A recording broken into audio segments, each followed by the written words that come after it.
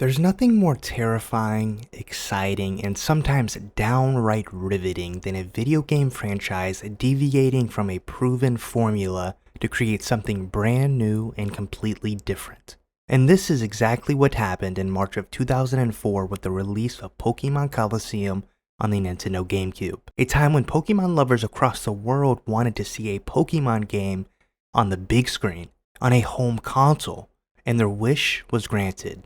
But it wasn't quite what they were expecting, and though it got 7 out of 10 review scores almost across the board, many grew to love Pokémon Colosseum, and even today, it is heralded as a classic and must-play GameCube game alongside XD Gale of Darkness.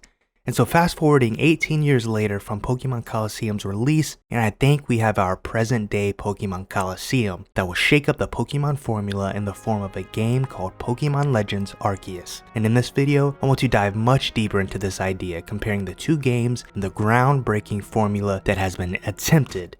Let's do it.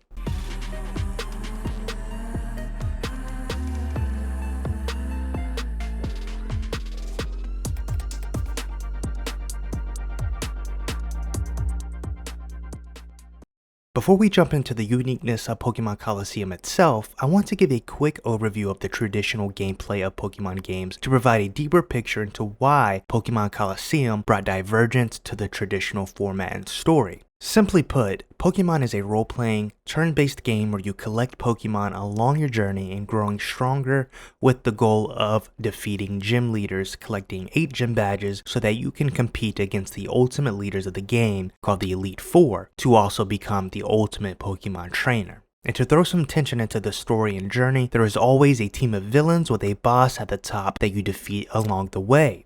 And this is where the premise of Pokémon Colosseum zooms into the Pokémon format and cuts and pastes itself way into victory. But it's not just a one-for-one cut and paste. Pokémon Colosseum diverges from the traditional Pokémon path in its own right, in its own unique story, its own unique combat, even its own unique region, and yes, it's a spin-off, but so is Pokémon Legends Arceus, and well, we welcome its arrival because quite frankly, I would argue we haven't seen a risk taken in a grand format since, well, Pokémon Colosseum. And before we dive into the ways Pokémon Legends breathes new life into the Pokémon format by diverging from the norm, I want to list out and discuss the ways that Pokémon Colosseum did it first. So number 1, distinctive plot. The plot of Pokémon Colosseum introduces our main protagonist, Wes, as the hero who will eventually save the day. But he's not just an ordinary Pokémon hero with an ordinary past who will save the day through ordinary Pokémon battles. No, there is much more. The game starts out better than any Pokémon game will ever by an explosion causing everyone to run outside of a hideout where Wes, again our main character who will save the day, has stolen a device worn on his arm called a snag machine, which can catch Pokémon even if another trainer has already captured it. And Wes rides off on a motorbike with his Umbreon and Espeon where he triggers a final explosion, destroying the building. I mean, how much edgier can you get?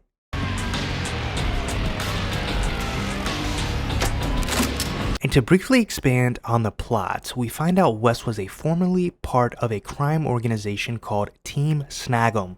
Though we don't know his intentions for leaving, he basically becomes a good guy working for the good of the world by taking down Team Snag'em and Team Cypher, which is another crime organization in the game that you deal heavily with, and rescuing the Pokemon that have been turned evil by these two organizations. These evil Pokemon are called Shadow Pokemon, and your goal is to purify them all and restore the light to an evil world. This is not your typical Pokemon plot. You never play as a former gang member, you never have to steal Pokemon back from their trainers, and never has your end goal just been defeating an evil villain. With Pokémon Colosseum, the motto is no longer gotta catch them all, it's gotta save them all.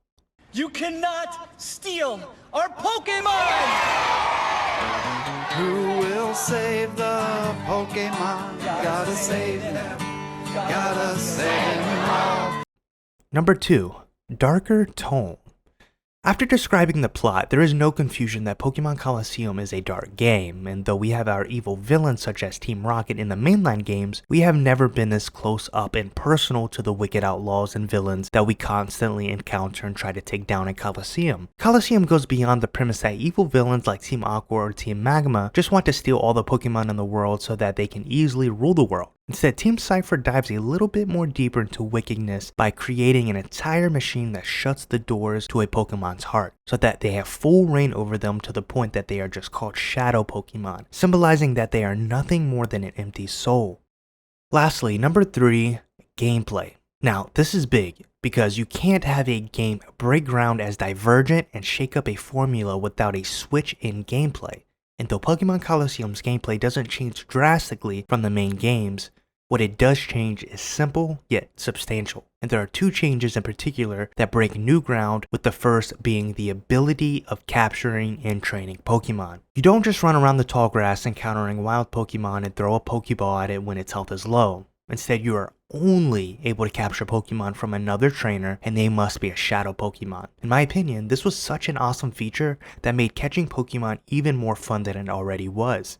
And to go along with that, the new way to train a Pokemon was intertwined with the story and plot by having to purify the Pokemon, which encouraged you to battle with it more so that you could unlock all of its moves and increase multiple levels as a back deposit from when it was still a Shadow. This was completely different than what we were used to. And number 2, the jump from 2D to 3D made the Pokemon universe and experience that much more captivating and immersive. Having been limited to playing Pokemon games on a small handheld console with a tiny screen year after year was fun and satisfied the Pokemon itch, but it always left us questioning what would a Pokemon game look like on a home console. And well, we were able to see that question fulfilled in the form of Pokemon Colosseum, a 3D Pokemon game that allowed you to walk and explore in all directions, seeing the 3D world and characters, and most importantly, the Pokemon.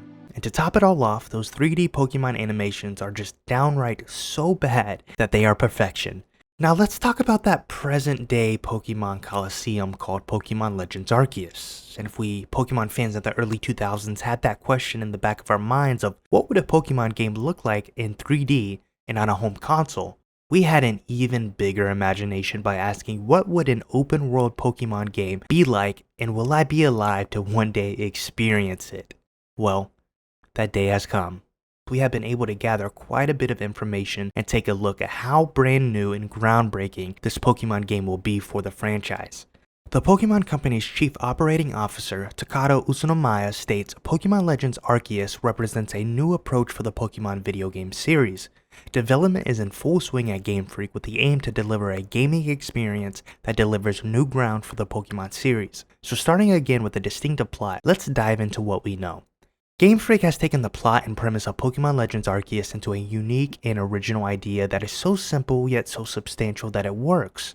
And it works well. From what we know, the plot of Pokemon Legends Arceus is that you are starting a brand new journey in the Hisui region, and the mind-blowing part of it all is that this Hisui region will one day be known as the Sinnoh region. And it gets even better because your ultimate goal is to collect data on all of the Pokemon in this region so that in the future, when the Sinnoh region is already established, as we know from the Diamond and Pearl series, it will have been because of the work and research that we did in Pokemon Legends. Again, when I say that Pokemon Legends Arceus is breaking new ground, I mean that literally.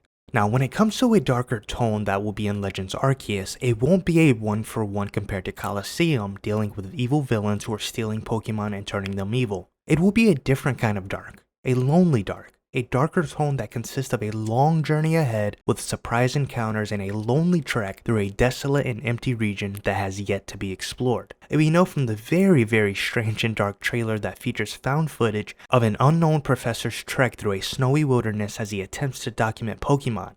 He encounters an unrecognizable Pokemon that eventually attacks him. A very strange trailer coming from a Pokemon game, but there's a reason. Game Freak is trying to set the tone for what you will expect along your journey.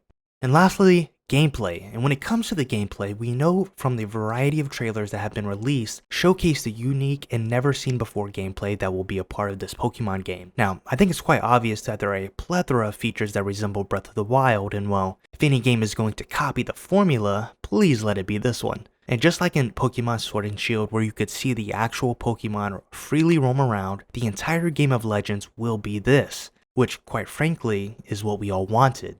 And not only that, we are finally seeing somewhat of a real-time action Pokemon game. And no, I never thought I would see such a thing. For the first time in the Pokemon series, the playable character can now take damage directly from wild Pokemon. And when it comes to capturing Pokemon, you can do this directly in the overworld immediately without going through a battle, and can engage in battle by releasing Pokemon that you have previously captured near a wild Pokemon. And when a Pokemon is sent out into battle, it can use its moves in two different styles: strong style and agile style. If the player chooses the strong style, the attack power of the player's Pokemon will increase, but its action speed will decrease. If the player chooses the agile style, the action speed of the player's Pokemon will increase, but its attack power will decrease. All of these changes are huge compared to what we know in the mainline games, but for a game to break new ground, it must break into new gameplay, just like in Pokémon Colosseum. And having played Pokémon Colosseum for the first time earlier this year, I am amazed by just how different and good that game was.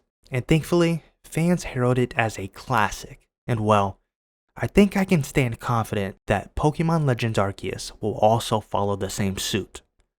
And that is why I believe Pokémon Legends Arceus is a present day Pokémon Colosseum.